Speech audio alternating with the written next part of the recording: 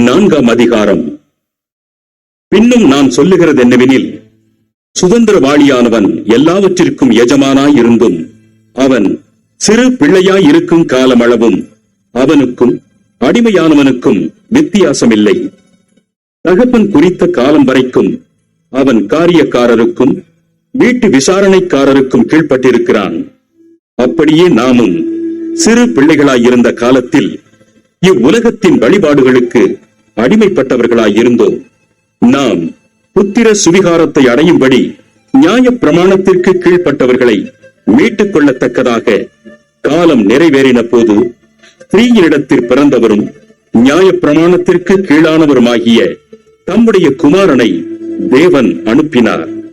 மேலும் நீங்கள் புத்திரராய் இருக்கிறபடியினால் அப்பா பிதாவே என்று கூப்பிடத்தக்கதாக தேவன் தமது குமாரனுடைய ஆவியை உங்கள் இருதயங்களில் அனுப்பினார். ஆகையால் இனி நீ அடிமையாயிராமல் புத்திரனாய் இருக்கிறாய். நீ புத்திரனேயானால் கிறிஸ்து மூலமாய் தேவனுடைய சுதந்திரனுமாய் இருக்கிறாய். நீங்கள் தேவனை அறியாமல் இருந்த போது சுபாவத்தின்படி தேவர்கள் அல்லாதவர்களுக்கு அடிமைகளாய் இருந்தீர்கள். இப்பொழுதோ நீங்கள் தேவனை அறிந்திருக்க அல்லது தேவனாலே அறியப்பட்டிருக்க பலனற்றதும் வெறுமையானதுமான அவ்வழிபாடுகளுக்கு நீங்கள் மறுபடியும் திரும்பி மறுபடியும் அவைகளுக்கு அடிமைப்படும்படி விரும்புகிறதப்படி நாட்களையும் மாதங்களையும் காலங்களையும் வருஷங்களையும் பார்க்கிறீர்களே. நான் உங்களுக்காக பிரயாசப்பட்டது வீணாய் போயிற்றோ என்று உங்களை குறித்து பயந்திருக்கிறேன்.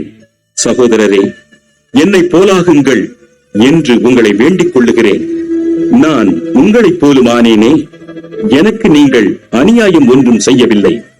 உங்களுக்கு தெரிந்திருக்கிறபடி நான் சரீர பலவீனத்தோடு முதலாந்தரம் உங்களுக்கு சுவிசேஷத்தை பிரசங்கித்தேன். அப்படி இருந்தும் என் சரீரத்தில் உண்டாயிருக்கிற சோதனையை நீங்கள் அசட்டை பண்ணாமலும் அரோசியாமலும் தேவதூதனைப் போலவும் கிறிஸ்து இயேசுவைப் போலவும் என்னை ஏற்றுக்கொண்டீர்கள்.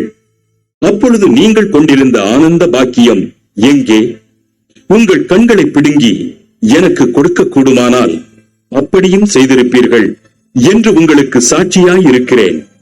நான் உங்களுக்கு சத்தியத்தை சொன்னதினாலே உங்களுக்கு சத்துருவானேனோ? அவர்கள் உங்களை நாடி வைராக்கியம் பாராட்டுகிறார்கள். ஆகிலும் நல் மனதோடே அப்படி செய்யாமல் நீங்கள் அவர்களை நாடி வைராக்கியம் பாராட்டும் பொருட்டு உங்களை புறம்பாக்க விரும்புகிறார்கள். நல் விஷயத்தில் வைராக்கியம் பாராட்டுவது நல்லதுதான். அதை நான் உங்களிடத்தில் இருக்கும் பொழுது மாத்திரமல்ல, எப்பொழுதும் பாராட்ட வேண்டும். என் சிறு பிள்ளைகளே, கிறிஸ்து உங்களிடத்தில் உருவாகும் அளவும் உங்களுக்காக மறுபடியும் கர்ப்ப வேதனைப்படுகிறேன். உங்களை குறித்து நான் சந்தேகப்படுகிறபடியால் நான் இப்பொழுது உங்களிடத்தில் வந்திருந்து வேறு வகையாக பேச விரும்புகிறேன். நியாய பிரமாணத்திற்கு கீழ்ப்பட்டிருக்க விரும்புகிற நீங்கள் நியாய பிரமாணம் சொல்லுகிறதை கேட்கவில்லையா? இதை எனக்கு சொல்லுங்கள். ஆபிரகாமுக்கு 2 குமாரர் இருந்தார்கள் என்று எழுதியிருக்கிறது. ஒருவன் அடிமையானவளிடத்தில் பிறந்தவன், ஒருவன் சுயாதீனம் உள்ளவளிடத்தில் பிறந்தவன். அடிமையானவளிடத்தில் பிறந்தவன் மாம்சத்தின்படி பிறந்தான். சுயாதீனம் உள்ளவளிடத்தில் பிறந்தவன் வாக்கு தத்தத்தின்படி பிறந்தான். இவைகள் ஞான அர்த்தம் உள்ளவைகள். அந்த ஸ்திரீகள் 2 ஏற்பாடுகளாம்.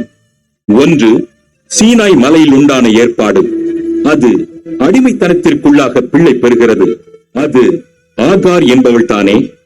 ஆகார் என்பது அரபி தேசத்தில் உள்ள சீனாய் மலை. அந்த ஆகார் இப்பொழுது இருக்கிற எருசலேமுக்கு சரி. இவள் தன் பிள்ளைகளோட கூட அடிமைப்பட்டிருக்கிறாளே. மேலான எருசலேமோ சுயாதீனம் உள்ளவள். அவளே நம் எல்லாருக்கும் தாயானவள். அந்தப்படி பிள்ளை பெறாத மலடியே மகிழ்ந்திரு. கர்ப்ப வேதனை படாதவளே களிப்பாய் எழும்பி ஆர்ப்பரி. புருஷன் உள்ளவளை பார்க்கிலும் அநாத ஸ்திரீக்கே அதிக பிள்ளைகள் உண்டு என்று எழுதியிருக்கிறது. சகோதரரே, நாம் ஈசாக்கை போல வாக்கு தத்தத்து பிள்ளைகளாயிருக்கிறோம்.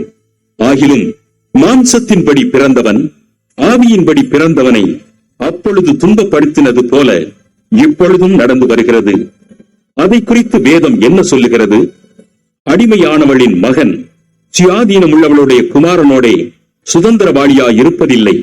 ஆகையால் அடிமையானவளையும் அவளுடைய மகனையும் புறம்பே தள்ளு என்று சொல்லுகிறது.